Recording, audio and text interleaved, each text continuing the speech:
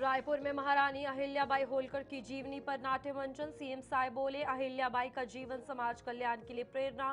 काशी विश्वनाथ मंदिर का पुनर्निर्माण अहिल्याबाई की ऐतिहासिक देन। राज्यपाल ने विश्वविद्यालय कुलपतियों से शैक्षणिक सुधार की मांग की। 2 महीने में विस्तृत रोडमैप प्रस्तुत करने को कहा। खाली पाठ्यक्रमों को बंद करने के निर्देश दिए गए।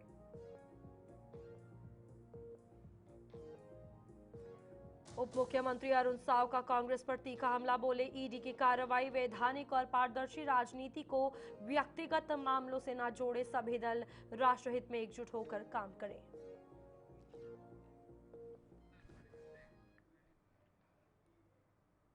खबर छत्तीसगढ़ देख रहे हैं आप सब और मैं हूं आपके साथ रूपाली शर्मा। तो चलिए बुलेटिन की शुरुआत करते हैं। रायपुर के पंडित दीनदयाल उपाध्याय ऑडिटोरियम में लोकमाता महारानी अहिल्याबाई होलकर की जीवनी पर आधारित नाट्य मंचन कार्यक्रम आयोजित किया गया। इस अवसर पर मुख्यमंत्री विष्णुदेव साय ने कहा कि अहिल्याबाई होलकर का जीवन समाज सेवा, न्याय और धर्म के लिए समर्पित था। उन्होंने देश भर में मंदिरों का पुनर्निर्माण कर सांस्कृतिक एकता को मजबूती दी है। काशी विश्वनाथ मंदिर का पुनर्निर्माण उनकी ऐतिहासिक उपलब्धि रही। मुख्यमंत्री ने कहा कि उनके आदर्श आज भी प्रेरणादायी हैं। कार्यक्रम में विधानसभा अध्यक्ष डॉक्टर रमन सिंह, उप मुख्यमंत्री अरुण साव सहित कई जनप्रतिनिधि और गणमान्य लोग शामिल हुए।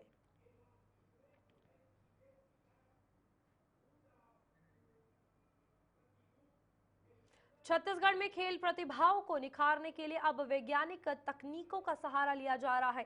इस बीच मुख्यमंत्री विष्णुदेव साय आज ओलंपिक स्वर्ण पदक विजेता अभिनव बिंद्रा से मिले और बिंद्रा ने राज्य में Olympic value education, sports injury recovery और स्पोर्ट्स साइंस प्रोग्राम शुरू करने की बात कही। मुख्यमंत्री ने इस पहल का स्वागत किया और कहा कि आदिवासी युवाओं में अपार प्रतिभा है। राज्य सरकार खिलाड़ियों को प्रशिक्षण से लेकर पुरस्कार तक हर सुविधा दे रही है। रायपुर, जसपुर और आर्चरी अकादमी और बस्तर ओलंपिक जैसे आयोजन इसी दिशा में बड़े कदम उठाए जा रहे हैं। राज्यपाल रमेश ढेका ने विश्वविद्यालयों के कुलपतियों से अगले 2 महीने में शैक्षणिक सुधार का रोड मैप प्रस्तुत करने को कहा है। उन्होंने राजभवन में कुलपतियों के साथ बैठक कर छात्रों के हित और शिक्षा की गुणवत्ता बढ़ाने के निर्देश दिए हैं। बैठक में राज्यपाल के सचिव डॉक्टर CR प्रसन्ना और उच्च शिक्षा सचिव डॉक्टर S भारती दासन भी मौजूद थे। राज्यपाल ने स्पष्ट किया कि जिन पाठ्यक्रमों में छात्र और शिक्षक नहीं है उन्हें बंद किया जाएगा ताकि संसाधनों का बेहतर उपयोग हो और शिक्षा की गुणवत्ता बनी रहे।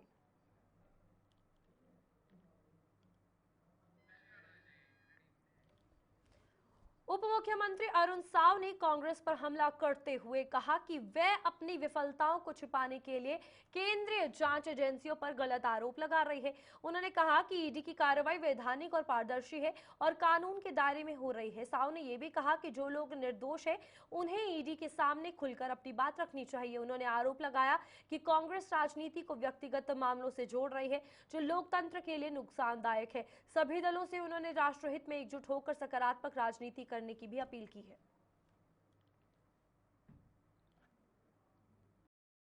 जो ईडी की कार्यवाहियां हो रही है,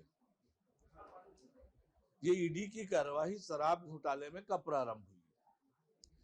ये प्रारंभ हुई कांग्रेस की सरकार के समय ही, जब भूपेश बघेल जी मुख्यमंत्री थे। और जैसे मैं कहता हूं कि ये शराब घोटाले की जानकारी छत्तीसगढ़ के आम लोगों तक पहुंच चुकी थी कि छत्तीसगढ़ में शराब का घोटाला हो रहा है, नकली शराब बेचे जा रहे हैं और शराब दुकानों में 2 काउंटर लगाकर शराब बेची जा रही है और इस प्रकार से घोटाला किया जा रहा है। ये छत्तीसगढ़ के आम लोगों तक जा चुकी थी विषय। ईडी ने जांच प्रारंभ की और जांच की प्रक्रिया क्रमशः आगे बढ़ रही है और जिन जिन के खिलाफ ईडी को साक्ष्य मिल रहा है, जिन जिन के खिलाफ तथ्य मिल रहा है, उन सब पर ईडी कार्रवाई कर रही है। जो कांग्रेस पार्टी के नेता आरोप लगा रहे हैं वो निराधार, बेबुनियाद और केवल राजनीतिक बयानबाजी है। वास्तविकता यह है कि ईडी शराब घोटाले की जांच कर रही है और घोटाले में जिन लोगों की सहभागिता है उन सब पर कार्रवाई कर रही है। रायपुर के राजीव भवन में कांग्रेस पार्टी की अहम बैठक हुई है। बैठक की शुरुआत पॉलिटिकल अफेयर्स कमेटी की बैठक से हुई। इस बीच जिसमें परिवर्तन निदेशालय यानी कि ईडी की कार्रवाई के बाद की रणनीति पर चर्चा की गई। गौरतलब है कि कल पूर्व मुख्यमंत्री भूपेश बघेल के पुत्र की ईडी ने गिरफ्तारी की थी। इस मुद्दे पर पार्टी की आगे की रणनीति तय करने के लिए पीसीसी अध्यक्ष दीपक बैज, भूपेश बघेल, चरणदास महंत, टीएस सिंहदेव सहित कई वरिष्ठ नेता और पूर्व मंत्री बैठक में मौजूद रहे।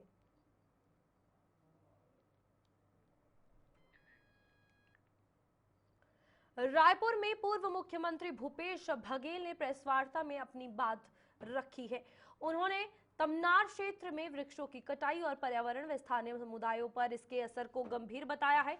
बघेल ने कहा कि 10 मार्च के बाद से उनके पुत्र चैतन्य बघेल की बिना सूचना की गिरफ्तारी जो है वो ईडी के द्वारा की गई है, जिसे वे अन्यायपूर्ण और राजनीतिक साजिश करार देते हैं। उन्होंने कहा कि कांग्रेस पूरी तरह एकजुट है और इस अन्याय के खिलाफ अपनी आवाज जरूर उठाएगी। साथ ही उन्होंने ये कहा कि कवासी लखमा की गिरफ्तारी पर भी चिंता उन्हें हो रही है।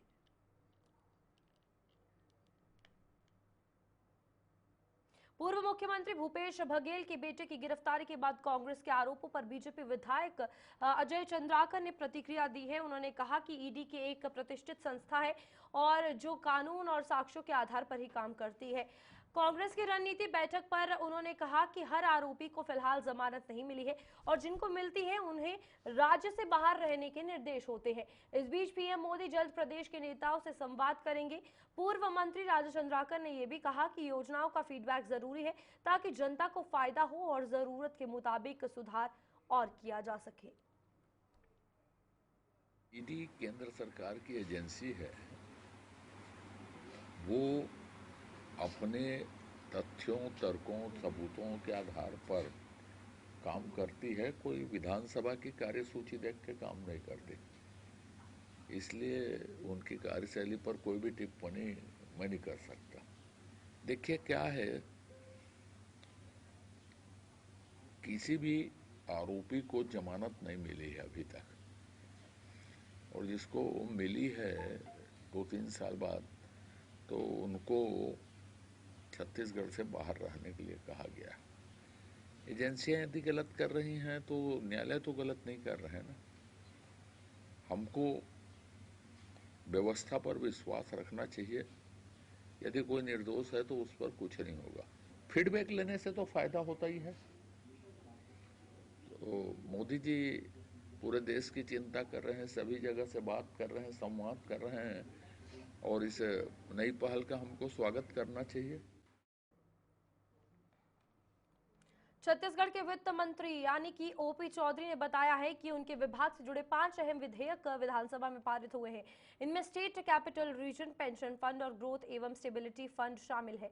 रायपुर से राजनांदगांव तक के लिए विशेष अर्बन प्लानिंग की योजना बनेगी, जिससे राजधानी क्षेत्र का विकास दिल्ली की तरह होगा। छत्तीसगढ़ देश का पहला राज्य है जिसने अलग पेंशन फंड बनाया है, जिससे भविष्य में पेंशन का बोझ कम होगा। इन विधेयकों से राज्य की आर्थिक स्थिति मजबूत होगी और विकास को नई दिशा मिलेगी।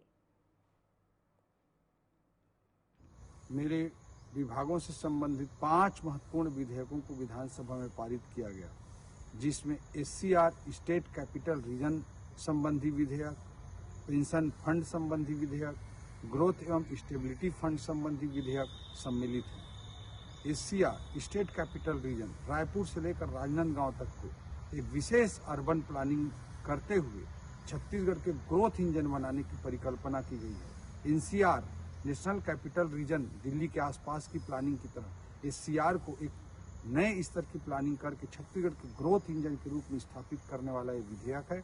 आने वाले 5 से 10 वर्षों के भीतर इसके महत्व को पूरा। वहीं जिला अस्पताल पंडरी में थैलेसीमिया से जूझ रहे मासूम बच्चों के लिए प्रोजेक्ट जीवन के अंतर्गत निःशुल्क परामर्श और उपचार के लिए विशेष शिविर का सफल आयोजन किया गया। मुख्यमंत्री विष्णुदेव साय के मार्गदर्शन और कलेक्टर डॉक्टर गौरव कुमार सिंह के नेतृत्व में आयोजित इस शिविर का उद्देश्य उन बच्चों को राहत देना है जो थैलेसीमिया जैसी गंभीर बीमारी के कारण लगातार रक्त चढ़वाने को विवश है। शिविर के माध्यम से ऐसे बच्चों को मुफ्त इलाज और बोन मैरो ट्रांसप्लांट की सुविधा देकर एक बेहतर और स्वस्थ जीवन देने की पहल की गई है। शिविर में देश के प्रतिष्ठित अस्पताल Fortis memorial research institute Gurugram से स्थित मज्जा प्रत्यारोपण विशेषज्ञ डॉक्टर विकास दुआ और रक्त विकार विशेषज्ञ व एन्कोलॉजिस्ट डॉक्टर परमिंदर पाल सिंह ने अपनी विशेषज्ञ सेवाएं दी। शिविर में कुल 30 मरीजों ने भाग लिया और 40 से अधिक HLA सैंपल जांच के लिए एकत्रित किए गए। इस अवसर पर परिजनों को आगे के उपचार और देखभाल से जुड़ी जरूरी जानकारी भी दी गई। मैं उरला से आई हूँ, बिरगांव उरला से। मेरी बच्ची को थैलेसीमिया है। मैं पेटर्स हॉस्पिटल में बच्चे का दवाई वगैरह कराई हूँ, प्राइवेट में बहुत खर्चा करी हूँ। मुझे बाद में पता चला कि इसको माइनर थैलेसीमिया है, तो यहाँ पे सिविल लगा हुआ है जहाँ पे बच्चे का फ्री में परामर्श उपचार वगैरह हो रहा है, जिसकी वजह से विष्णुदेव साय जी का मैं धन्यवाद देना चाहती हूँ, जो ये सब सिविल का आयोजन करके हमारे बच्चे को स्वस्थ रखने का वादा किया। मेरा नाम योगेश यादव है। मैं बलरामपुर छत्तीसगढ़ से आया हूँ। मैं जिला हॉस्पिटल रायपुर आया हूँ। प्रोजेक्ट जीवन के तहत थैलेसीमिया का निःशुल्क इलाज होगा। डॉक्टर ने मुझे बताया कि 20-22 लाख रुपये लगती है, जो यहाँ शासन दे रही है। इसके लिए मैं मुख्यमंत्री जी का दिल से धन्यवाद।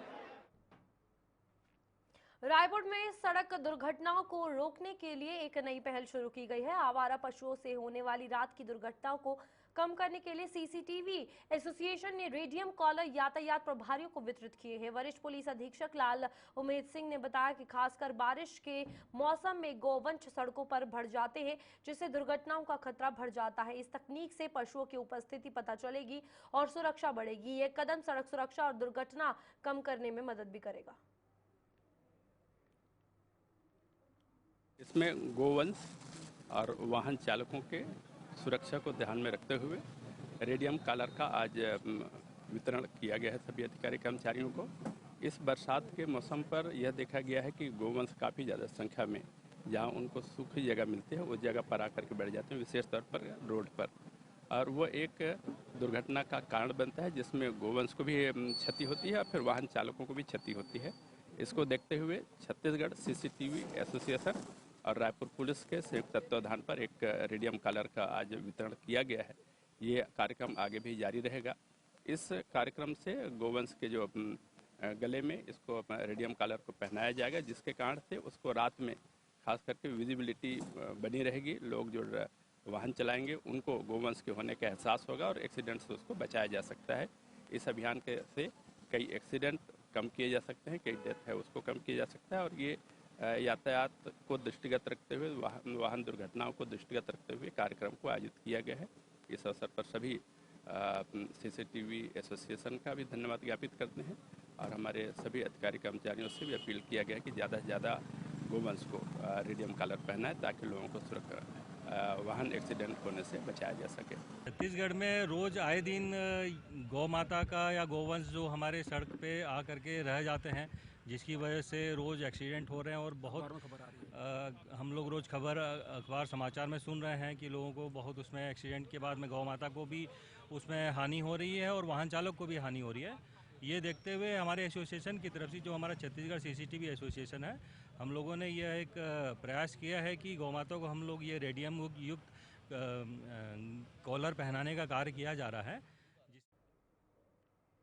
धमतरी जिले में पुलिस ने मादक पदार्थ तस्करों के खिलाफ एक और बड़ी सफलता हासिल की है। कुरुद पुलिस के मुखबिर से सूचना मिली कि मोंगरा रोड पर दो व्यक्ति अवैध गांजा लेकर जा रहे हैं। पुलिस ने दोनों को पकड़ लिया है, जिनके पास से कुल मिलाकर 7 क्विंटल किलो गांजा जो है वो बरामद हुआ है। गिरफ्तार आरोपियों की पहचान उमेश कुमार यादव और तुलाराम कंवर के रूप में की गई है। 7 किलो इनसे गांजा बरामद किया गया है। इनके खिलाफ एनडीपीसी एक्ट के तहत मामला दर्ज कर न्यायिक रिमांड पर जेल भेज दिया गया है। एसपी धमतरी ने मादक पदार्थों के खिलाफ कार्रवाई तेज करने के भी निर्देश दे दिए हैं।